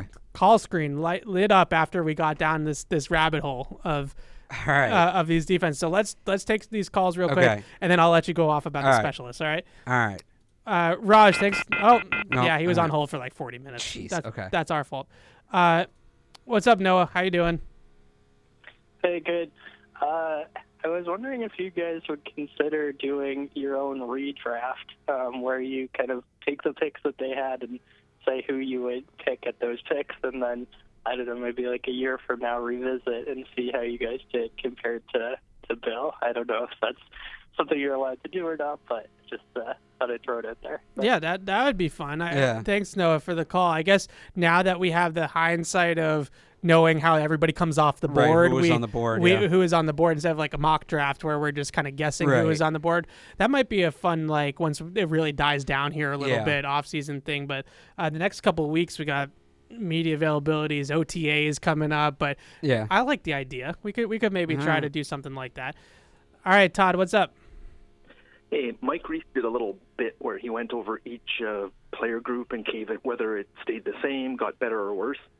And I'd like you guys to do that. And one of the things that shocked me was he kind of thought that the running back group got worse, and I really don't see much change in the running back. We still have Ramondre, and our guy that was supposed to be our third down receiving guy is going to come off of the injury list, so we got him there too. So anyway, I think that would be an interesting thing to do, just go over the groups like he did and say whether it's the same, better, or worse. Thanks, guys. Great show. Bye now. Thanks, Todd. We can probably do that real quick. I like that. Yeah. Maybe we do that next week. Next week? All right, yeah, we'll do that next let's week. save that for next week because we're running out of time, and that we know we're going to take 2 hours to do that. So let's do that next week. I love that idea. And now we're starting to get into like some of the real off-season shows, so it'd be good to have something like that to do. Give me your takes on the specialists. So I think they did well. In terms of trading up for Chad Ryland and taking him where they did, they played the game. I love this. The Niners took Jake Moody 99th. Yeah. Kickers are going. It's like in your fantasy football draft, right? Nobody wants to take a defense high, but one person's going to. And then everybody has to start taking defenses because they're going. So I don't think they took Chad Ryland too high. Love his background. 5-year starter, 4 years at Eastern Michigan. Ysplanty, Michigan. The conditions are not ideal for kicking. Not great at Maryland either. He doesn't have the biggest leg in the draft. And look, I think they probably would have liked to have Moody. He might have gone higher than they expected. But the thing about Ryland, he's really good from 49 and in. He's one of these guys. When I say the intermediate, I don't mean he's bad in the short game, but nobody really cares. Of course he's good from 19 to 30 yards. Everybody's good from 19 to 30 yards. He's a guy that I'm not going to say it. Another kicker they drafted was not good anywhere. Fair. Look, he's maybe not as good from 50 plus as some other kickers in this draft, but his 30 to 49 is impeccable. And for people who want them to be more aggressive on offense, that might be a sign that they're not as worried about kicking 50-yard field goals because they're going to go for it in those situations, right? One can hope. So I like that pick. Bryce Behringer, I thought they would like I like Turk. I thought they would like Corsick. There were 3 good punters in this draft. They end up with the consensus All-American in Behringer. Big leg. He's one of these super mathy kickers where he goes into the launch angle and the exit velocity and the rotations per minute and things like that. Some people are going to hate that. Jake Bailey did that. Yeah, but my guess is that he won't go into that type of stuff with the media. So I don't think I'm going to try. I'm going to ask him about it. I don't know how public that's really going to get, but yeah, go ahead. Look, I think he's a good player. He's got a big leg too. They like punters like that. And then even going down to Amir Speed might be able to play some corner in the NFL. Yeah. He transferred from Georgia, and I don't fault guys for not getting on the field at Georgia because it's Georgia. Yeah. Had a decent year at Michigan State last year, but he's going to be an excellent special teams coverage guy. Isaiah Bolden, he's listed as a corner. If he's going to play on defense, I actually think he might be a safety. Yeah. But is another guy that's going to be a standout, checks all the boxes on special teams. Some of the other guys they drafted, I know you don't want to hear this. Marte Mapu, whatever they end up having him do on defense, he's going to play special teams, and he's going to be very good at it. 100%. So Marty Mapu, if he doesn't pan out on defense, at the very least, will be a great special teams my player. floor for him, and this is the absolute floor, this is the worst case scenario, is Nate Ebner. Yeah. But Nate Ebner was an amazing special teams player. Yeah. Nobody wants him to be that guy, but you get what I'm saying. Yeah, you're lucky the other people aren't in this room right now. They would have lost it. Oh, yeah. I know. That's what, I mean, I don't want to put words in his mouth, but Paul thinks he's basically going to be a special team. Okay, you get my point, though. Yeah. But, look, they revamped the special teams unit, which needed to be revamped. Yeah. So to that extent, I think they did well. Do we have to wrap it up right now? Because 2 thoughts on the UDFAs. No, but I have one question for you. Does Ryland? I know you said Ryland kicks off. Yeah, but I know you said the 50. I think the biggest thing with Folk last year was like he just at the end of the season his leg was just dead. Right. Yeah. Like is Ryland more of a weapon? Like I'm not saying he's Justin Tucker, but like is he more of that, like, you know, once you cross the 50, like you have a pretty good chance of kicking this ball through, especially in the weather, right? I think that's, you know, we know he kicked at Maryland and I think he was at Eastern Michigan. He was at Eastern Michigan for 4 years. Yeah. Right. So he's kicked in weather. I'm not worried about that, but more what I'm worried about is range and just does he have that ability to be a weapon where, you know, 3 seconds left in the game and you got as far as you could, but here, you know, you're trying to line up for the field goal. It's 54 or 53 yards out. Like, is he that type of guy? So he has, and I'm trying to add up the total number here. 26, 36, 37, 38, 39, 49, 59, 52. 2, 6 is 46, 45. All right, so he has 40. Do math on your own time. Yes, I know. He has 41 attempts from 49 yards and in the last 3 years. 49 attempts. He hit 47 of them. Yeah, so he's money. So but if it's a thing where, like, do we try the 53-yard field goal or do we try to run one more play, you might lean towards running one more play. Okay. Like, he doesn't have the biggest leg, but when you get in his range, you're going to feel pretty good about it. Like, you're not – once you're within range, you're not going to sweat it. Like, there's some guys in the draft, so another kicker people liked was Jack Posluszny from Georgia in this class. Jack Posluszny can hit a 55, 56-yard field goal, but not all the time, but like he can do it. He's inconsistent. But 45 is going to feel like 55. They feel kind of the same. Yeah. You're going to feel really good about Chad Ryland from 45. You're not going to feel great at 55, but again, I don't think they care. I think they're more interested in, well, let's get in his range than let's find a bigger range. That's basically what they've been with Nick Folk. It's exactly. It's the same philosophy behind Nick Folk. Yeah. So just one last thing. These two guys were at the Senior Bowl together. Yes. And there are some pictures out there of Behringer holding for Ryland.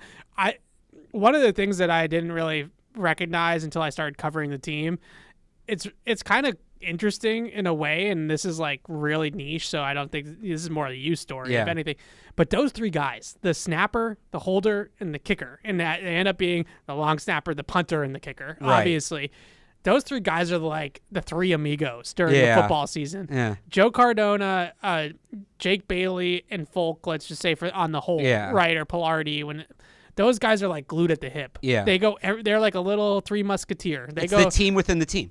They go everywhere together. Yeah. And so I think that's going to be interesting. When I covered college football, there was a joke that when the punter and long snapper went out for punts, the kicker got lonely. Yeah. That was the joke. Yeah. So it's going to. Well, I guess here they have Matthew Slater's kind of in that Matthew group Slater too. Can keep Ryland company. He'll keep Ryland company. But that's going to be the interesting thing, I think, is that whole, for the most part, that whole operation's been pretty clean. Yeah. And it'll be interesting to see now that it changes pretty dramatically. Yeah, I would say 2/3. Yeah, that how that all goes, and plus if it's 2 rookies, right? How that all goes. Well, the fact they've worked, even if it's a little bit, and it sounded like they worked together a little bit before the Senior Bowl as well, like kicking camps and stuff. Yeah, there's value in that, and I don't know that there's like long-term value in that, but you mentioned the last kicker they drafted, he had an adjustment period, and that could have been any number of things, but a lot of the times for young kickers, you got to tell the holder exactly how you want the ball. Right. And by the way, it's not, I want the ball like this. It's on this hash from this yardage, I want it like this. On this hash from this yardage like this. When it's windy, I want it like that. And then that turns into the holder then goes to the long snapper and says, all right, in this situation, put the ball here. In this situation, put the ball here. Snap it harder here. Snap it softer there. That's my guy, Joe Houston. The Patriots assistant special teams coach tends to do a lot of that type of stuff. When you have 2 guys that already know, right, Bryce Behringer knows Chad Ryland wants the ball like this, like this, like this. That's like, they'll spend a week on that. That's probably this week. It's the first week on the field. That's like a whole week. It's a whole big thing you just don't have to really do. Now, Joe Cardona's still got to get on the same page with both of them because it's the same for punters. Like, all right, if we're on this hash, I want it here. If we're trying to do this kick, I want it here. But you talk about hitting the ground rolling, making it easy for a rookie. Yeah, I think that makes it really easy. Marine, did you expect to do 10 minutes on the kickers? He's totally tuned out. I love it. I absolutely love it. All right. UDFAs, you have 1 minute because I'm going to kick us out if we don't wrap soon. So, okay. Malik Cunningham, I think is maybe we talk about him a little bit more in the next couple of weeks once we get out there and see these guys in OTAs. But there's something there in terms of the athletic ability and the ball carrying skill. I don't know how they use it. I don't know if they use it. I don't know if it matters at all. I don't know if he's Jamar Smith or he's a real player, right? Like I don't know. But the one thing I can say about Malik Cunningham is that it would be nice to have him around as a scout team quarterback. Like that's like the bottom baseline is that when they play the Jalen Hurts, right? When the Eagles are on the schedule. This is the guy you want Marte Mapu chasing in practice. Yes, 100%. So, and hopefully running right through him. No, just kidding. Don't hit the quarterback. Look, Cunningham, first of all, they didn't get Lamar Jackson, but they did get the guy that replaced him at Louisville. That's how long Malik Cunningham's been there. Experienced guy. Yeah. He's different when he has the ball in his hands. Yeah, he's one of these guys that just kind of like Demario Douglas or Marcus Jones. He looks different.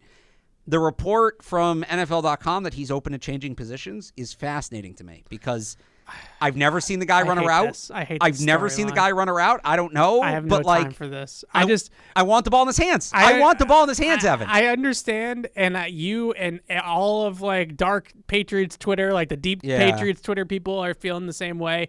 Though I would like the Patriots as a team offensively to have receivers receive and running backs run and tight ends catch and block. Like, oh my God, like let's just use people where they're supposed to play because we have good enough people that we don't need to make Malik Cunningham a thing. Well, okay, like how long was Edelman's development? It was like 3 years. Yeah. Right? Maybe it's not this year, but he's going to stick around. Maybe it's as a scout team quarterback. Maybe it's something more. It's a practice squad scout team quarterback, and if they want to work out off on the side on receiving drills and stuff like that, then fine. But I'll tell you this, he's a very experienced guy.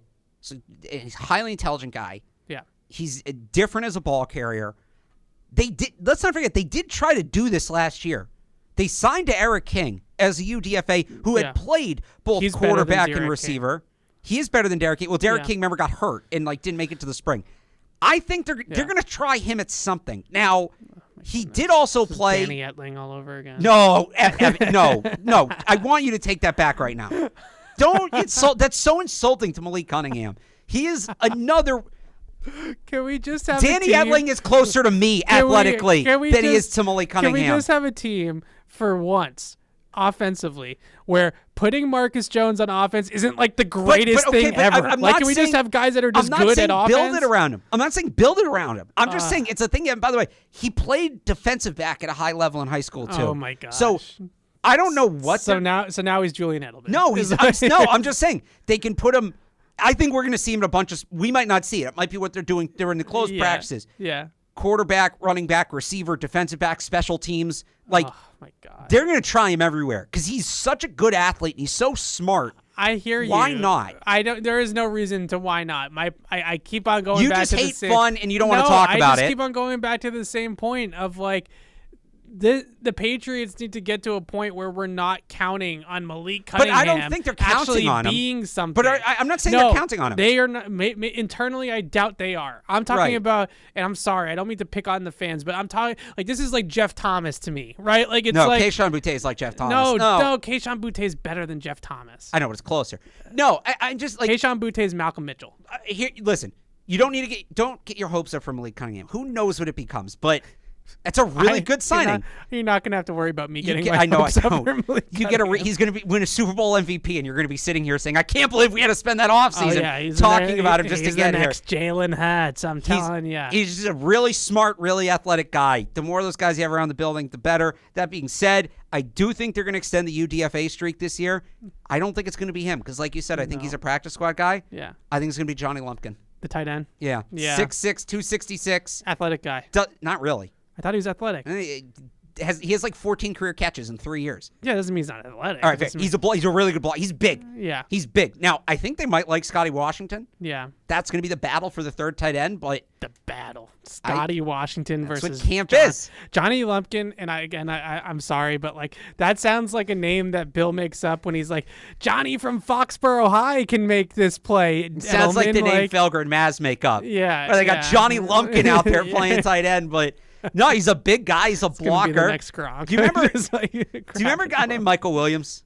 Yeah, I remember Michael Williams. That's the comp to me. Michael Williams played tackle at Alabama. Michael Williams is a tackle. I think Johnny Lumpkin, they're going to have him put on 15, 20 pounds of muscle. They're going to get him up to like 270, 275. He's going to be the blocking half of Darnell Washington, basically. Okay. Look, if that's what he is, then they could use that player. He's going to catch like 10 passes his whole career. Remember, and look, they didn't use this player right, but remember what Dwayne Allen... I love that we're on video for this episode because like the two of us are just laughing through this right now. Remember what Dwayne Allen was here? And I think they misused Dwayne Allen, but they threw him like 10 passes the whole 2 years he was Brady, here. He'd be wide open in the flat, and Brady just wouldn't even look at him. He's like, I'm not throwing the ball to that guard. Yeah. What do you want me to do? But... You know, for what he was actually bigger than I remember. 6'4", 260. Yeah, he was like the blocking He got, tight end. In 2 years here, in 29 games, he was targeted 26 times. Oh, my God. That's what Johnny Lumpkin's going to be. Johnny Lumpkin. But I actually like his chances to make the team. I do. All right, so there you have it. We went Johnny Lumpkin deep in this podcast, so that's how you know what you're listening to Catch-22. Yeah. Alex and I will be back next week. We're going to do – I love that idea from Todd in North Carolina. Yeah. So we're going to go through the whole roster position by position, what got better, what got worse, maybe talk about some of the 53-man projections and roster battles that we're looking forward to. And not before long. I don't think we have an exact date yet of when media availability at OTAs is going to be. We don't know which ones we're going to get. Yeah, but we usually get like, 3 or 4 late OTAs, May. It's going to be minicamp. mid to late May. So we'll have plenty of content coming here on Patriots Catch-22. So keep it right here next Thursday, same time, same place. Thanks for listening. For Alex Barth, I'm Evan Lazar. We'll see you guys next week. Thank you for downloading this podcast. Subscribe on Apple, Google Play, and everywhere else you listen. Like the show? Please rate and review us. Listener comments and ratings help keep us high in the podcast rankings so new listeners can find us. Be sure to check Patriots.com for more news and more podcasts.